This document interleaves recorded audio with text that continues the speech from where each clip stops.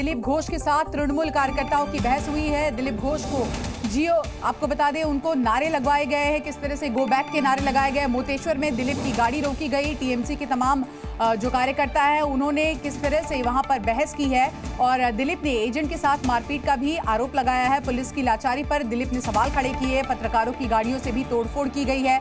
तो दुर्गापुर में आप देखिए टीएमसी कार्यकर्ताओं ने नारेबाजी की, गो बैक के नारे लगाए गए और विरोध यहां पर नजर आया। साथ ही साथ जो वहां मीडिया कर्मी थे उनकी गाड़ियों के साथ भी तोड़फोड़ की गई, ये जानकारी सामने आ रही है। तो तृणमूल के जो कार्यकर्ता है उन्होंने दिलीप के एजेंट के साथ मारपीट की, ये बड़ा आरोप लगाया गया। पुलिस की लाचारी पर दिलीप ने भी अब सवाल खड़े कर दिए कि आखिर ये किस तरह की सुरक्षा व्यवस्था है।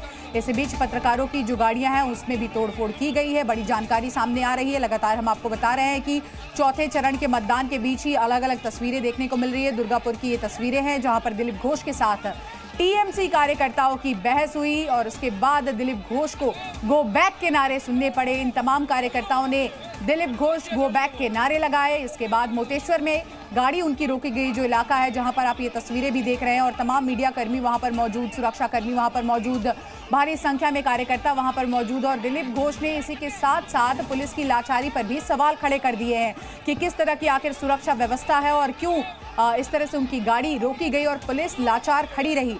साथ ही साथ आपको बता दें कि कई पत्रकार भी इस काफिले के साथ चल रहे थे और क्या कुछ हुआ है आइए आपको दिखाते हैं।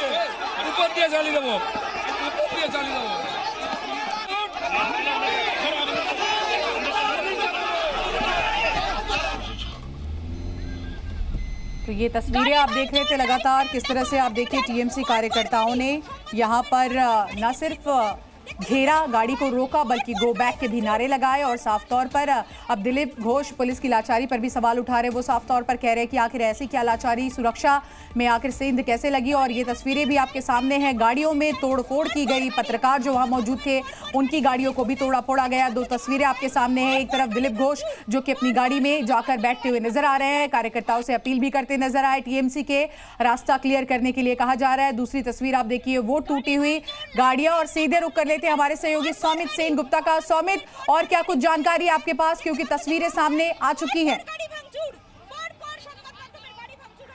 देखिए, दिलीप घोष का कहना है कि पुलिस की तरफ से यहाँ पर पूरी तरह से तृणमूल कांग्रेस के कार्यकर्ताओं को मदद दिया गया और पुलिस ही उनको उनके रास्ता रोक के रखा है, क्योंकि वहाँ पे मंतेश्वर जो जगह है बर्धमान ईस्ट के, यहाँ पर मंतेश्वर में दिलीप घोष जब वहाँ पे पहुँचने की कोशिश कर रहे थे उस समय उनको रास्ते में रोका गया। और वो बता रहे हैं, वो दावा कर रहे हैं कि पुलिस ने उनको रोका और इसके बाद वहाँ पे तृणमूल कांग्रेस के कार्यकर्ता जो थे उनको घेर कर, उनकी गाड़ी को घेर कर वहाँ पे वो गो बैक दिलीप घोष का नारा लगाने लगा। और इसके बाद जो स्थिति है वो तनावपूर्ण बन गया। जब दिलीप घोष वहाँ से निकलने ही वाले थे, क्योंकि पुलिस उसके आगे उन्हें जाने नहीं दिया। अब क्यों नहीं जाने नहीं दिया, ये सवाल का जवाब भी पुलिस की तरफ से दिलीप घोष को नहीं दिया गया। लेकिन दिलीप घोष जब वहाँ पे पहुँचने की कोशिश किया उन्हें रोक दिया गया। और जब सौमित, आपसे ये भी जानना चाहेंगे कि देखिए दिलीप घोष की गाड़ी रोकी गई, गो बैक के नारे लगाए गए, लेकिन इसी के साथ साथ आप देखिए उनके काफिले के साथ तमाम पत्रकारों की जो गाड़ियां थी उसको भी तोड़ा गया। इन सबको देखकर सुरक्षा व्यवस्था पर अब बड़े सवाल खड़े हो रहे हैं यहाँ पर।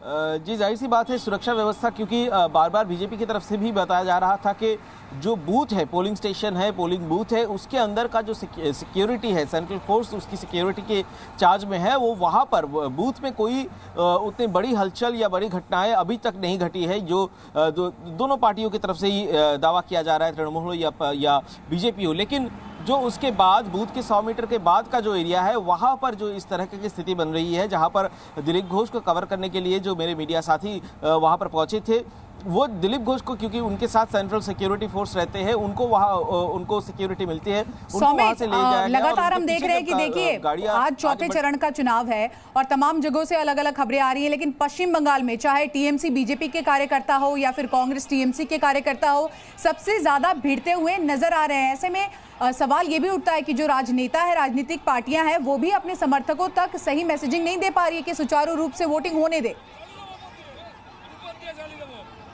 देखिए, ये पश्चिम बंगाल का एक राजनीतिक इतिहास है। ये हिंसा, वोट के समय हिंसा, क्योंकि इसके पहले जो 3 चरणों में इलेक्शन हुआ है चुनाव में, वहां पर जो इलेक्शन कमीशन भी काफी खुश था कि यहाँ पर ज्यादा बड़ी कोई घटनाएं नहीं घटी, लेकिन आज सुबह से कई जगहों पर, चाहे वो आसनसोल, बिल्कुल सौमित, और आपको मैं यहाँ रोकूंगी क्योंकि दर्शकों को अब सीधे दिखा देते हैं कि आखिर ये पूरा हंगामा क्या था और क्या कुछ हुआ जब दिलीप घोष के काफिलों को रोका गया। दिलीप घोषের গাড়ি আটকে বসে